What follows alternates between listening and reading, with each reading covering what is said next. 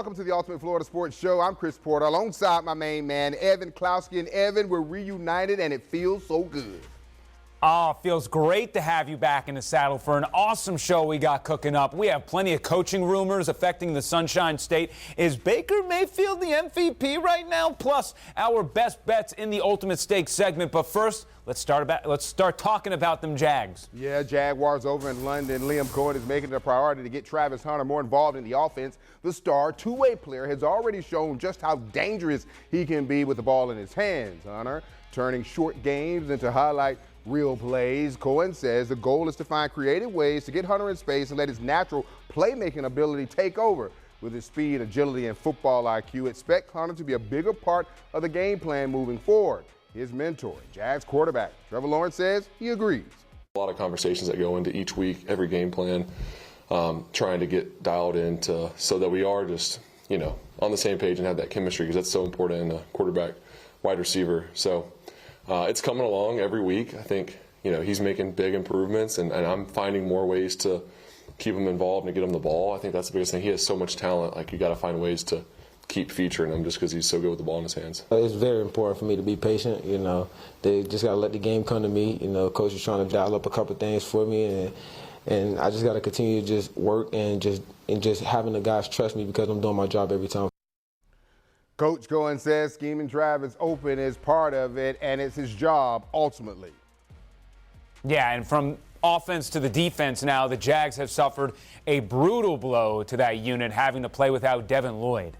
Yeah, with Devin Lloyd ruled out for Sunday's game against the Los Angeles Rams due to a calf injury, the Big Cats are turning to third-year linebacker Ventrell Miller. Miller stepped in during the second half last week and held his own. He's got some big shoes to fill with Lloyd's sideline. Still, one of the leaders on the Big Cats defense says he's got full confidence in Miller's ability to rise to the occasion, and all eyes will be on number 51 as he makes his first big start.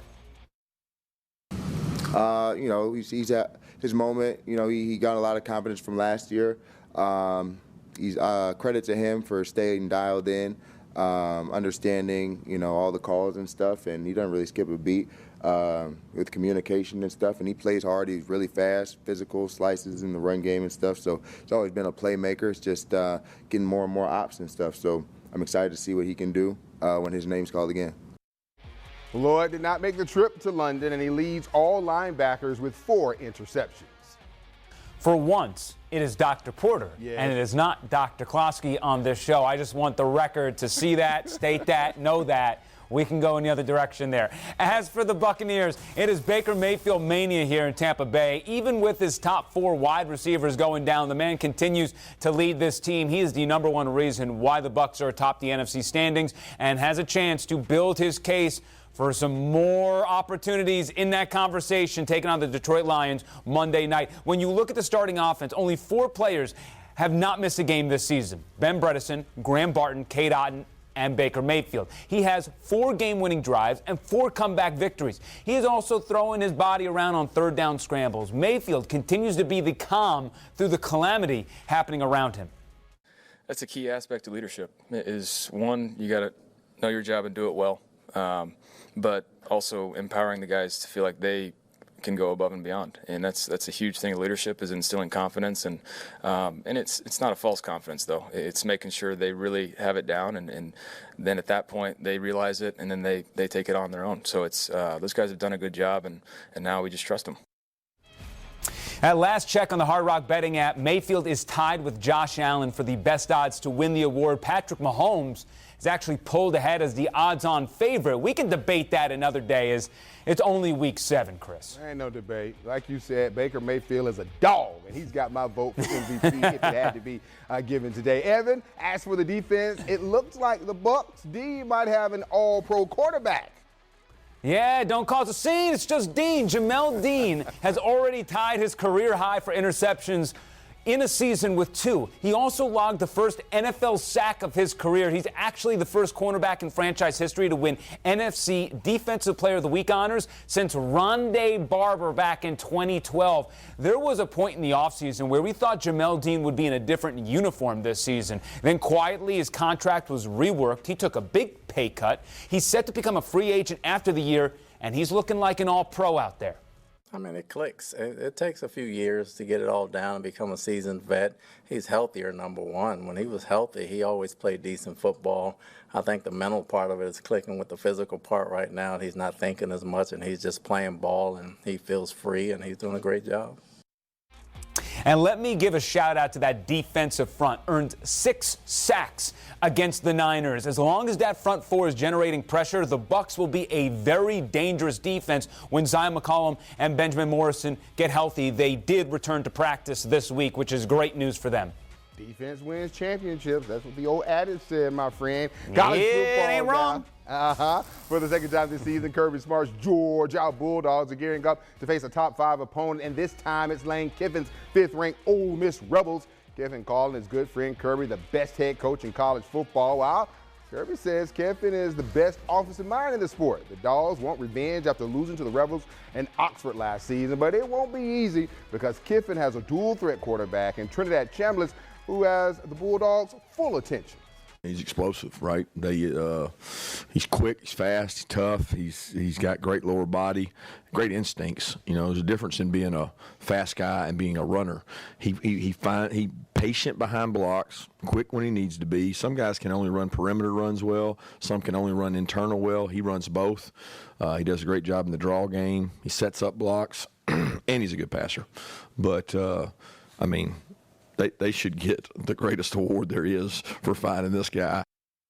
Yeah, Trinidad is that dude. The game is going down between the hedges, and the winner will have the inside track to earning a spot in the SEC title game. Yeah, I actually like Georgia in that game. We could see both in the college football playoffs when it's all said and done, just like the USF Bulls. USF has its rivalry game against the boys from Boca this weekend. But that's not why we're talking about this program. As USF continues to win games, Alex Golish's name continues to be brought up for future Power 4 jobs, which is surprising considering, which is not surprising, I should say, considering how quickly he turned this program around. Oh, I still have more to read. If you're in mid-major school, I thought we were going right to the side. Don't blame me. Look, I don't know how to read a prompter. If you're in mid-major school, this is always what you fear. It's why USF wants to get put into a Power 4 conference when realignment comes. Golish's future in Tampa is a question. Recruits are asking him, and he addressed the rumors of him leaving head-on officially right now. I think when you have a really good job and you work with really good people and you've got it how you want it and you feel like you're getting better and you feel like there's a ceiling that you're nowhere near, like I'm just not ready to say, man, well, what else is out there? And that's just me. And some people I'm sure will call BS on it, and that's fine. Yeah, I think some people are going to call BS in how I read the prompter here. I'll say this about Alex Golish. He's as honest of a coach as I've covered. Could there be a school out there that makes a run at him? Absolutely. But this is also a guy who worked with Matt Campbell at Iowa State, and look where that man is, still at Ames. I don't think Golish leaves to just climb the ladder. If he's going to go, it's going to have to be a home run spot for him. While Alex Golish is rumored to be moving up in the college football world, Billy Napier is squarely on the hot seat after the Gators lost to Texas A&M last week. Plus, there are reports that Florida AD Scott Strickland met with some boosters who say they'll pull their financial support if Napier loses this weekend and he's not fired. Let's go to the ice now. The Jacksonville Ice will drop the puck on their regular season in Greensboro. In fact, the first 8 games for the Icemen will be on the road. New head coach Sean Tinko looking to put his stamp on the organization. The Icemen returning 8 players from last year's team that won 40 games but came up short in the playoffs. The Florida Everblades have eliminated the Icemen from the postseason 4 straight years. Coach Tinko says this team is faster, stronger, and laser focused on one goal, bringing the Kelly Cup here to the 904. You break the season up into kind of 3 different sections.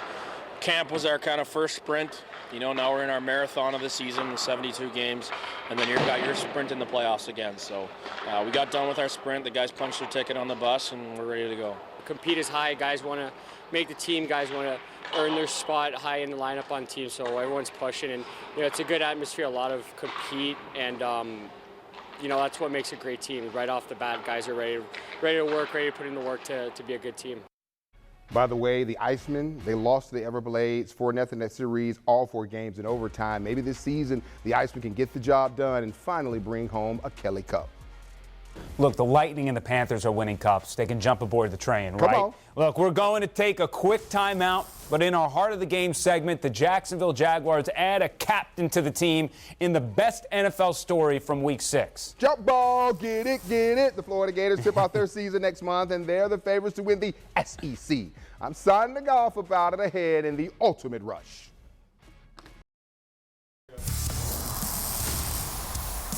Time now for the Ultimate Rush. This is where we dig into some sexy topics affecting the Sunshine State and beyond. The only catch is we have 60 seconds to make our point, and I'm going to start us off with Tua Tagovailoa talking way too much at the podium. After the Miami Dolphins lost to the LA Chargers, Tua stepped in front of the microphone and called out leadership, saying guys have been showing up late to player-led meetings or not showing up at all. He has since apologized for those comments. He also said things were misconstrued in the media, which is bogus. Guy tries to take accountability, then says it's the media's fault for running with the narrative you created. But I digress. Listen, the Miami Dolphins had cultural issues last year. It was talked about all offseason long. The team said things had been fixed, but that was all lip service. We are entering Week 7, and this is obviously still an issue behind the scenes. Tua is obviously not doing a good enough job as a leader in that locker room, and the bigger problem remains with Mike McDaniel, who is losing a grip, has lost a grip with this group a long time ago. I'm a big Mike McDaniel fan. He is one of the smartest offensive minds in the league. But Miami needs to make some changes entering 2026. Things are a mess on and off the field there. And Chris, when that's getting trickled out in the media, you know that it's even worse behind the scenes. You know what? I don't think Tua told any lies. It is dysfunction. I'm sure guys are coming late. I don't disagree with what Tua said. So, you know, hey, he's accurate. He's in the locker room. He knows. Let's talk some college basketball. Jump ball, get it. For the third time since 1989, Florida men's basketball has been named the preseason favorite to win the SEC, and history suggests that's a good sign for Gator fans. The last two times Florida held that preseason distinction, 2006-07 and 2010-11, they went on to win the conference title. Now, under head coach Todd Golden, they've got a real shot to do it again. The media's confidence is not blind. The Gators returned their top scorer from last year, Alex Condon, who earned first-team All-SEC honors in the preseason poll. He's joined by Thomas Howell and highly touted sophomore Boogie Flam, both second-team selections, giving the Gators one of the most balanced and talented cores in the league. This team is deeper, more experienced, and built to compete with anybody in the SEC. And with the league as wide open as it's been in years, the Gators could, in fact, win the SEC title for a second straight year. And I would not be surprised if they go back-to-back. This is a squad that is loaded with talent, and Todd Golden's one of the best head coaches right now. I like his swag. I like his energy. Yeah. No, he's figured it out there. They just need to do that on the football side now. Now it's time for the heart of the game. It's a story that takes you beyond the X's and O's and reminds us why we fell in love with sports in the first place. Absolutely. The best thing I saw at last week's Jaguars-Seahawks game did not come from the scoreboard, but it came before kickoff. Star edge rusher Josh Hines-Allen walked to midfield with a coin toss hand-in-hand with his 8-year-old son, Wesley. The Jags' honorary captain and a leukemia survivor, now in full remission. Josh wrote on his Instagram page, in part, when they said leukemia, everything else went silent. He went on to say the game, the stats, none of it matter. Only my son. Having a powerful moment and the kind of courage that goes beyond football without question. Yeah, and I just appreciate how open and transparent this entire family has been through the difficult journey. Wesley still might be a little too young to understand his impact that he's having on others' lives, other children's lives, but it's a source of hope for many out there. So I just have all the respect in the world for that family and how they continue to keep us kind of in the loop with what's going on. That's hard to do sometimes. And to be honest, it was really interesting to know that this happened last year and how Josh Hines-Allen was able to keep it together, because as a parent, when anything happens to your kid, especially something like this, it is hard to stay composed. Yeah, you're 100% right. So Josh and the Jaguars will take that trip overseas to play the Rams. We have our best bets on this game, as well as Monday Night Football in Detroit in a few minutes with the ultimate stakes.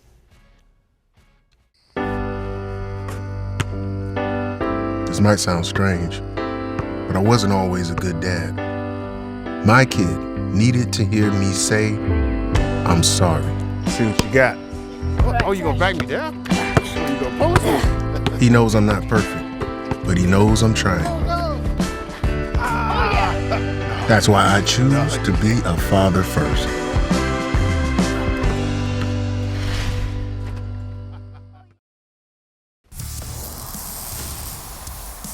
Time now for the Ultimate Stakes. Evan and I looking at the odds via the Hard Rock betting app and lending our thoughts on teams or games. It all depends on the week.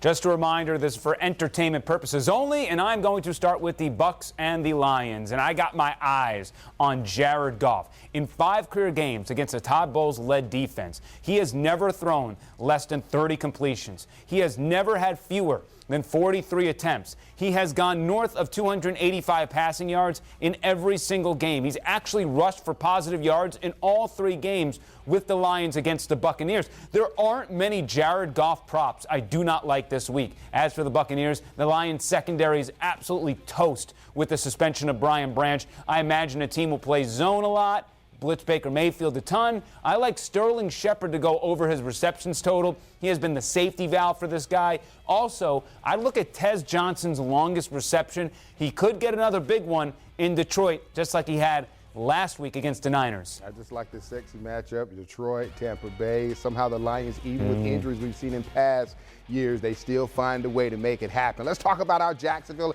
Jaguars. Jaguars and Rams Sunday in the United Kingdom, and the Hard Rock app is projecting that Trevor Lawrence will throw for 221.5 yards and 1.5 passing touchdowns.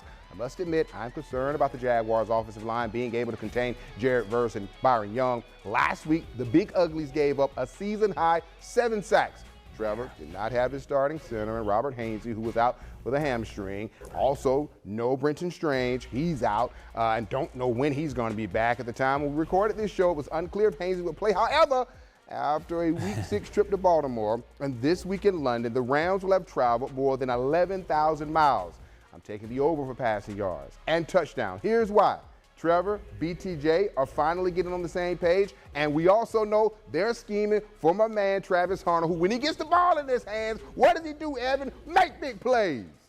Yeah, and I will say Liam Cohen has experience with all those injuries going back to last year with the Buccaneers, so he knows how to adjust with the world around him.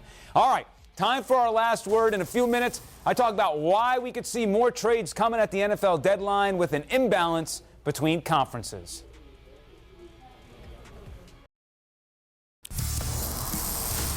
Time now for our last word. This is where we clear the paint and sound off on a topic that's caught our attention. Evan, let's go. Yeah, thank you, Chris. After 6 weeks of football, it has become clear to many that the NFC will be a gauntlet this season. There are only 4 teams with a losing record in the NFC. There is double the amount in the AFC.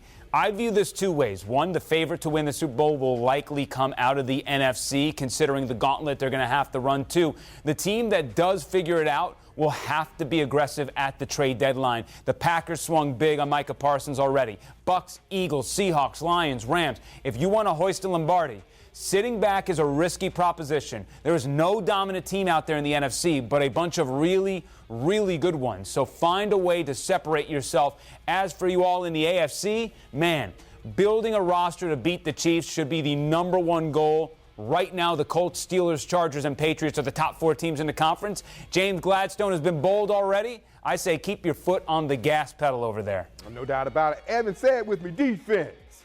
Defense. Defense. Defense? Yes, sir. Jaguars back at home, away from home in historic Wembley Stadium. I think this is where the defense finds its spark again for the first time all season. A unit that's been among the NFL's best at takeaways, did not force a single turnover in last week's loss to Seattle, and yet they still held the Seahawks to just 60 yards rushing and 1 for 12 on 3rd down. That's winning football. What hurt them? The big plays. But Sunday against the Rams, I'm betting on Anthony Campanelli's group to get back to doing what they do best, taking that football away. Expect this defense to be flying around, setting the tone and helping the Jags head into the bye week with a bounce-back win. And keep this in mind, Evan, no matter whether we're good, bad, or ugly, usually when we go across the pond, this team goes over and gets it done, and I'm so glad that they're only playing 1 game in the UK, not 2 this season. And it's very helpful for the Jags who understand the routine. I know they got different coaches there and whatnot, but a lot of those players have been there. They've done it. They're used to the routine. every time they go up against another opponent, it's sort of a new experience for them, so they can lean on that, taking on the Rams. And this is also a big game for Liam Cohen. He's going up against his mentor in Sean McVay. You know it's a little bit personal there. He wants to have bragging rights. And the other thing, too, is he decided to go over early because he said he thought it would be a great opportunity coming off a loss for this team to bond, spend some time together, and go into the bye week feeling G-O-O-D good. We just need your Jags to get the victory. And get some bangers and mash. Thank you for joining us this week on the Ultimate Florida Sports Show. We'll see you next time.